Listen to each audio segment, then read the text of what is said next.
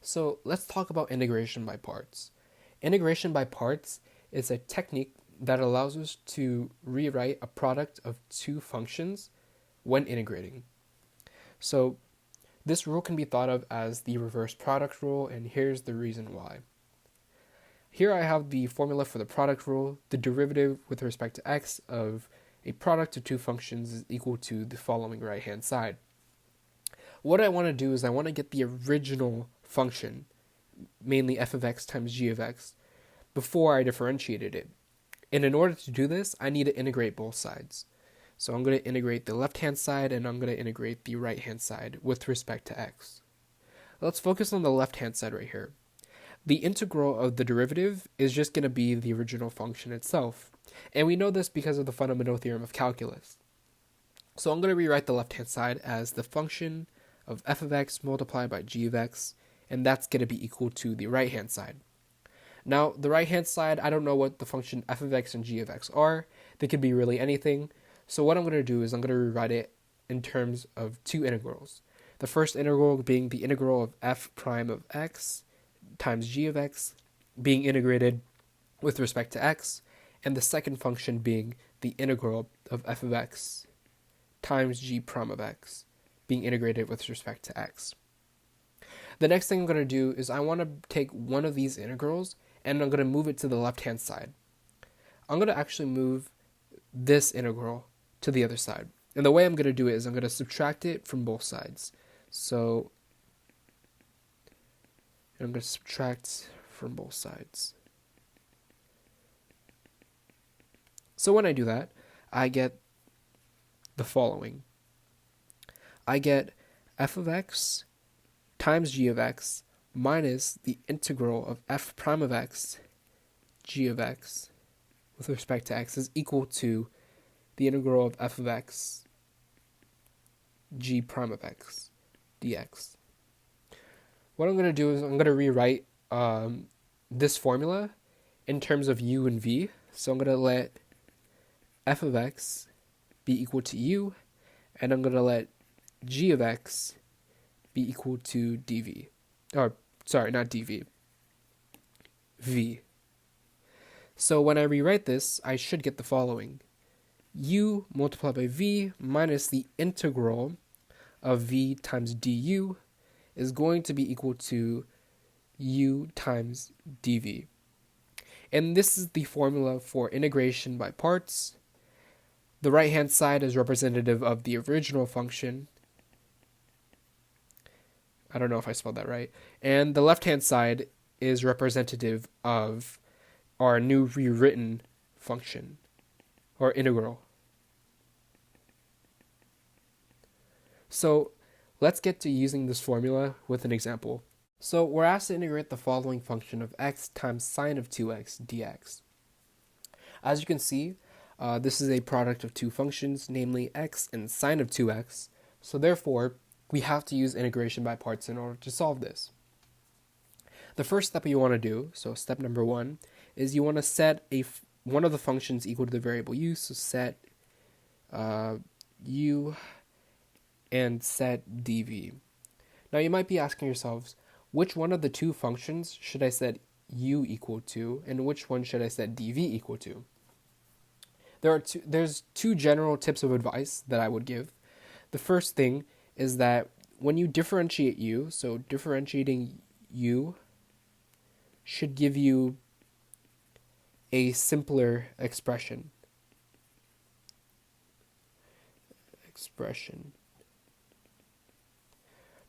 So what do I mean by this? Well, if I differentiate x, I get 1. And when I differentiate sine of 2x, I get 2 cosine of 2x. As you can see, 1 is way simpler than 2 cosine of 2x. So therefore what I would do is I would say that u is going to be equal to x and dv is going to be equal to sine of 2x. And that's one way that you could set your functions. Another way that you could set your functions, if you're really lazy and you don't want to differentiate, is that you can use the acronym called LIATE. So, hold on, I'm going to rewrite this as like this. So Lie8. And Lie8 stands for logarithms, so logs inverse trig, algebra, trig, and exponents. So this gives you basically a hierarchy of functions that you have to set equal to u. So if we look back at our original function, I'm just going to actually rewrite it here, our original integral. We can clearly see that we have an algebra and we have a trig. From the Lie8 acronym, we clearly see that algebra comes before trig, so therefore what we can say is that u is going to be equal to x, and dv is going to be equal to sine of 2x. And that's basically just another way of being able to set u equal to whatever you need to set it equal to. So now let's actually get into solving it. The second step you want to do, so step number 2, you want to differentiate u, and you want to integrate dv. So let's see here. The derivative with respect to x of u on both sides is going to be equal to just 1 times just 1, right? I'm actually going to rewrite this du, so it's just du equals dx. So that's 1. And when we integrate dv, which is just sine of 2x dx, we get that this is equal to negative 1/2 cosine of 2x, I believe. Yeah, negative 1/2 cosine of 2x, and that's going to be our dv. And that's step number 2. Now, step number 3 is very straightforward. Is you want to plug in your variables into your equation and solve. So for those of you that need a refresher on the integration by parts formula, it is the integral of u dv is going to be equal to u times v minus the integral of v du. As you can clearly see, we already have all our variables needed for this equation. So u is equal to x, du is just going to be equal to dx, dv is going to be equal to sine of 2x, and v is going to be equal to negative 1/2 cosine of 2x. So what we need to do now is that we need to plug in all our variables into our equation and just solve. So let's look at the left-hand side very quick. So u is going to be x, and dv is going to be sine of 2x dx, and that's our original integral. And that's going to be equal to u, which is x, being multiplied by being multiplied by v, which is negative 1/2 cosine of 2x, minus the integral of v du, where v is negative 1/2 cosine of 2x, and du is going to be equal to dx. I'm going to rewrite the right-hand side very quick. So this expression, or this term right here, is just going to be negative 1/2 x cosine of 2x. And this right here, what I'm going to do is I'm going to pull out the negative 1/2 from the integral, and I'm going to get positive 1/2 the integral times the integral of cosine of 2x dx. Now, as you can see here, we have an integral that is clearly integrable. So the integral of cosine of 2x is going to be 1/2 sine of 2x. So we would have the following times 1/2 sine of 2x. This is plus c. And if we rewrite this, our final answer should be negative 1/2 x cosine of 2x plus 1/4 sine of 2x plus c. And that is our answer to our integral. 3, 2, 1. So we're asked to integrate the following function of e to the x times cosine of x dx. The first thing you want to do is that we want to set one of these functions equal to u and the other one equal to dv. So based off Lie8,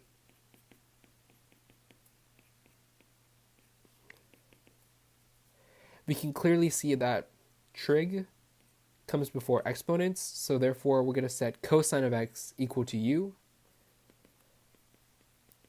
and dv is just going to be e to the x. The next thing we want to do, we're going to differentiate u, and we're going to integrate dv. When we differentiate u, we should get negative sine of x, and when we integrate dv, we should just get e to the x. Now that we have all our variables, let's plug it into the integration by parts formula. So we should get the following. The integral of e to the x cosine of x dx is going to be equal to u times v, which is just e to the x times cosine of x, minus the integral of v du, or u dv, I believe. I'm having a brain fart here. Oh, v du, sorry. So that's just going to be e to the x multiplied by negative sine of x with respect to x. I'm going to rewrite this integral right here. So this is just going to be rewritten as the following. Keep that up there. It's going to be rewritten as e to the x cosine of x plus the integral of e to the x sine of x dx. And as you can see here, I just undistributed the negative sign from the integral and I turned it into a positive. So as you can see right here, we have another integral that needs to be integrated by parts. So let's do that. This is a similar setup to the last one. So we're going to set u equal to sine x and dv equal to e to the x. Du is just going to be cosine x, and v is going to be equal to e to the x. So now let's rewrite the integral. So e to the x cosine of x plus u times v, which is just e to the x sine x, plus du v, or v du, which is the integral of e to the x. I'm just going to move this right here.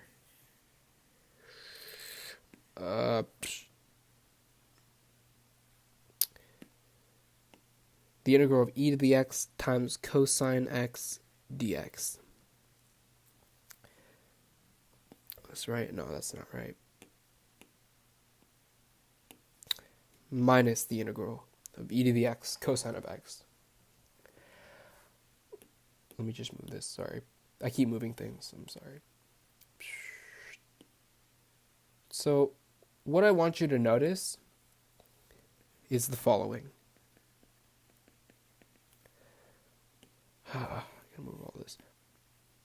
As you can see, our new rewritten integral is the same as our original integral.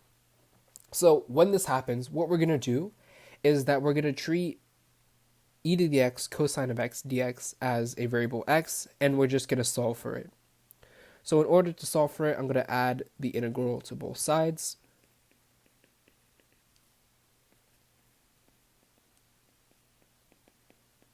And that's going to be 2 times the integral of e to the x cosine of x dx is going to be equal to e to the x cosine of x plus e to the x sine of e to the x, sine of x. Now, in order to isolate the integral, I'm going to divide both sides by 2. And when I do that, I should get the following.